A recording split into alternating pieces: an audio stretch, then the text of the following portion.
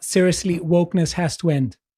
We are going to talk about some really mad cases today, and actually, it fits quite well with the previous topics, because our podcast today has been very much crime related and crime relevant, and this is a difficult topic, but I think that it's a topic that we need to discuss. Now, one thing is that lately I'm trying to understand wokeness and its operation in the world, and I'm trying to understand also the rhetoric behind it. We have had some conversations about it that will be released in, I believe, 2 weeks from now. Yeah. And it's really interesting to see how woke propaganda is working. But one thing to notice is that it seems to me that wokeness is just useful idiocy. And the more idiotic it gets, the more useful it is to those who want to play divide and conquer against the people. And the more useful it gets on that front, the more dangerous it is for the population. The population becomes disempowered. Now, one of the ways to disempower people is to make them incapable of independence, independent thought, independent action. It's all about spreading a culture of victimhood and a culture of dependency upon someone else. Usually it's the state. And that is why the woke movement has so much power. It's because it's not that it has so many people behind it. It has, let's say, the power of Western governments. They give them the power. We don't have, let's say, a small groups of people who have so much power. Such a power is given to them.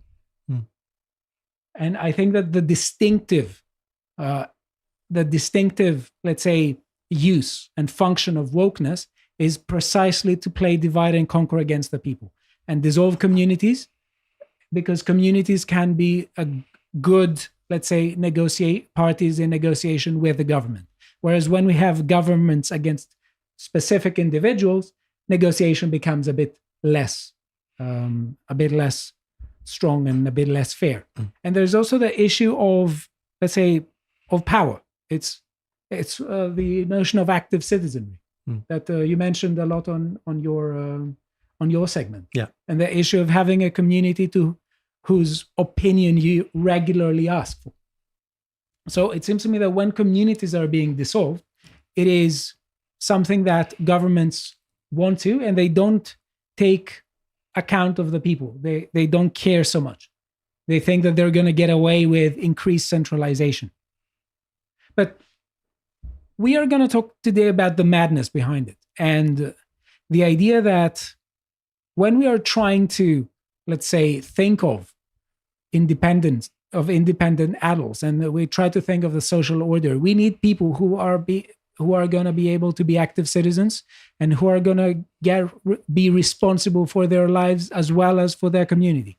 Now, speaking of responsibility, you could visit a website where for £5 a month you can gain access to all our premium content, and you can have a watch, for instance, this symposium number 24 I did with Josh, where we are debating the issue of causal determinism and moral responsibility. This is very heavy in a philosophical sense, but people have liked it a lot, and by all means, give it a watch. And it raises interesting questions as to how, when we consider people to be responsible. And it seems to me that in wokeness, we have a lot of double standards. And we have, let's say, groups of the population that are supposed to be entirely bad, and that they cannot ever perform good deeds. They're just bad. I think of, for instance, critical race theory and the focus on whiteness as being a bad thing, that no white person can ever do a good deed. And on the other hand, we have a double standard. The people who belong to the groups with protected characteristics, they can never do bad. They only do good things, but when they do something bad, it's someone else's fault. It's the establishment's fault. It's the system's fault. It's, whiteness's fault. It's always the fault of the indigenous population. Yeah, it's riddled with double standards and contradictions and just, rational or some sort of failure of rationality, a madness. For example, that diverse peoples built Britain from ancient times. Oh, but wait, they built a systematically racist system, though, we're also told. Did they? How does that happen? So everything that all colonialism is terrible. So whiteness takes responsibility for that. But anything that's good, you're not allowed to take responsibility for. The contradictions are absolutely endless. Yeah, at its very heart is an irrationality. Of course. For me, it's about trying to understand where it came from. So my theory is we've got two things here. We've got a genetic predisposition for socialism, which I'll talk about in a minute. And then we've also got the Marxism doctrine of oppressed and oppressor. And it's a linking of those two things that has really developed from political correctness into wokeism today.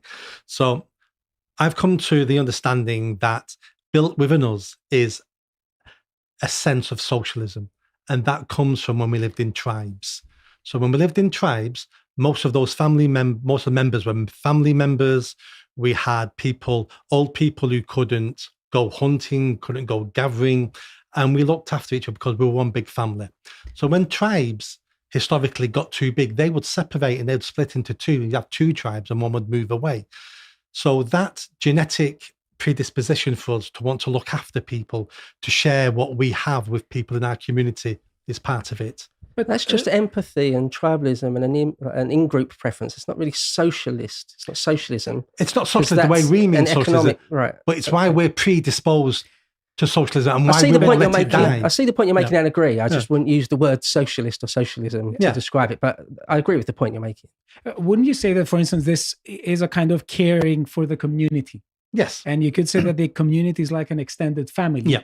And that no one said that there isn't any innate disposition to not care about your family. But wouldn't that be considering the other side too much by naming it socialism? If we just say that human benevolence and empathy is socialism, whereas in fact it seems to me to be a bit conceding too much ground to the left, and also it focuses on the idea that only the left can talk about community and caring about the community, whereas this is one of the main issues where the left has a problem now. They used to present themselves as being pro-community when we had a very simple dilemma during the Cold War, that we have the individualist West and the socialist East. Yeah. But after that, it seems that the world is a bit more complex. Yeah. When you say that if we say that it's an innate tendency to look after each other.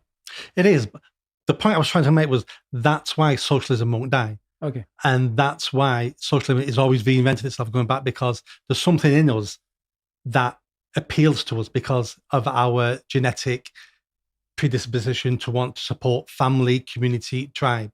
Now we've got that, but then the political correctness and the wokeism came out of Marxism. So the oppressed and the oppressor. So they've latched on to that. So the problem we have now is we want to be good people. We want to share our resources. We want a community. We want a nation. And we are quite happy paying our taxes. We're quite happy for this. But then a fifth column has taken the Marxist doctrine of oppressed and oppressor and are using that for their own benefits, are using our goodwill and our good nature against us for their own means. So it's the combination of those. If there wasn't any of the first bit, them trying to use our good nature against us wouldn't work. Yeah. But it's because they've tapped into our good nature and our manners and our wanting to share and be good people, and are using it against us. That's the issue. Absolutely. Okay. What a despicable thing to do. What a disgusting thing to pervert that. The best thing about humans, to invert that again. Sickening. I think we're running out of time. Yeah. Okay. So one thing to say here is that let's focus on some of the double standards. So we regularly see people who are in favor of woke rhetoric being against disinformation and misinformation, but pro people identifying as cats and foxes. They are in favor of free expression of themselves, but they want to curtail the free speech of others. They think that their emotions are sacrosanct, but when it comes to other people claiming dissatisfaction with their communities and their state, they think that this is basically tyranny. They want freedom for themselves, but change for others. And also when it comes to the non-woke, they the non-woke are only responsible for bad deeds. They can never be good people. Now, it seems to me that what wokeness does is that it aims towards social disintegration, viewing laws and discipline as tyranny. Now, let's look at the next link here from NBC. It says, the Coming for Your Children chant has been used for years at Pride events, according to longtime march attendees and gay rights activists, who said it's one of the many provocative expressions used to regain control of slurs against LGBTQ people. Now, let's go to the next link. Yeah, it says, no, we are coming for your children chant as New York City drug march elicits outrage, with activists say it's taken out of context. Organizers say the New York City drug march is meant to be lighthearted and to poke fun at anti-LGBTQ sentiment. Now, frequently you hear woke people being against comedy and portraying any kind of comedy as being a sort of violation of their sentiment and as being a sort of concealed and implied bigotry. Now, they're allowed to make jokes, other people are not. Oh, so they're saying them chanting "We're coming for your children" was satirical. Yeah, they say it is. Okay. Yeah, and there's some things we shouldn't make jokes about. Well, a few years ago, It's just funny optics. If that is what they could get away with that a few years ago, and it probably was satirical a few years ago. But taken in context in today, with drag queen story hour, with mutilation of children, then it's not quite funny now, is it? Because it seems to be happening. Right. Yeah. Yeah. Yeah. Very Right. odd. Right. So one thing to say is that in order to build a stable society, you need to have a young generation that learns by its parents and its teachers the ways of the world. And to teach the ways of the world, you have to not confuse people. One of the first things that people learn in order to find out the ways of the world is to distinguish between cats and human beings, or foxes and human beings. Let's look at cats. Now, it says here on the Telegraph, no child should be forced to affirm a classmate's identity as a cat. We must inject some common sense back into schools and society more general. Now, we regularly come across news where we have students who are asked to conform with pronouns, and we have teachers who are afraid to basically discipline the students and say, no, you're not a cat, and people shouldn't be play along with it. Apart from cats, we have foxes. It says, woke madness spreads as pupil now tells teacher they identify as a fox. The same thing that happens with cats is the same thing that happens with foxes. Now, there's a question here, where does this lead? And I want to look at the following thing, because it says here, Tory MP demands government pass sex education transparency law. Miriam Cates accuses schools of hiding materials from parents as education expert says law change will reassure families.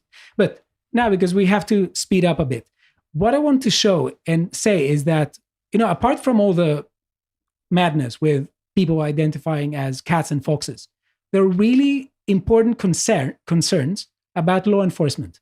And there are several new views of how justice and criminal justice should be approached. And you will see that they are really, really, really weird, because the implications that they have is that anyone who wants, for instance, the members of gangs or criminals to be incarcerated, that the implication is that they are bad people. That's where this emotion leads.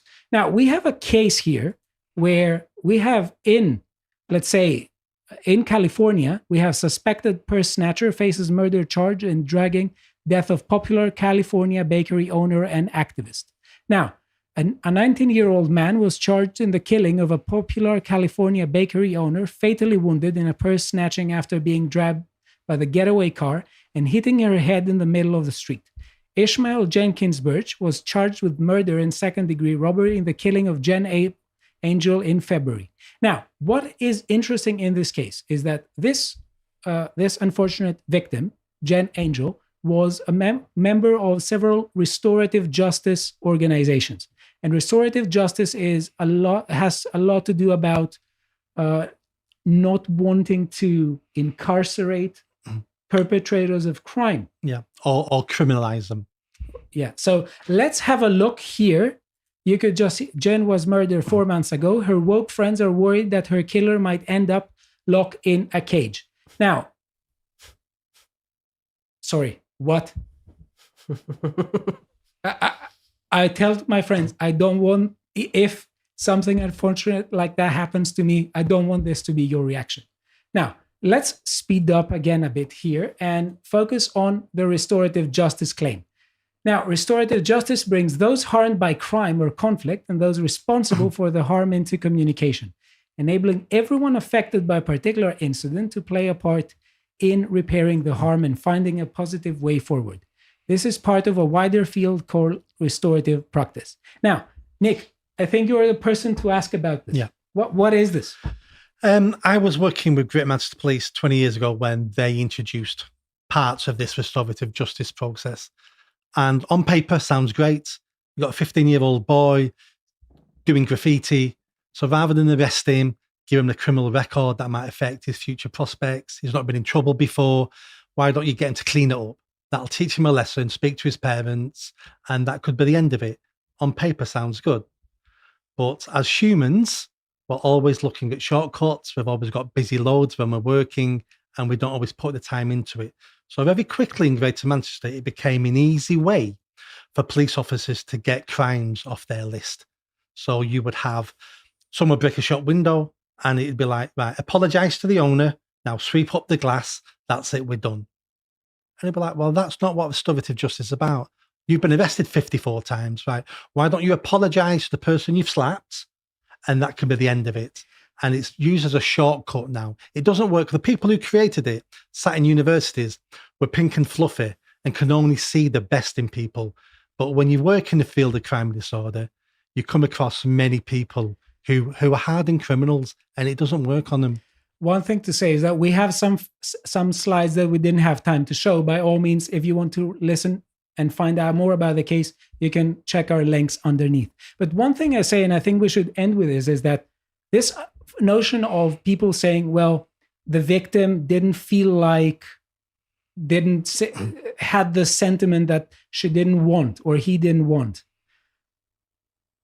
the perpetrator of crime to be, let's say, to be incarcerated, it completely neglects the community, because it doesn't matter at the end of the day or the feelings of individual people and what feelings they would have if they contemplated that, which sometimes it's completely hypothetical.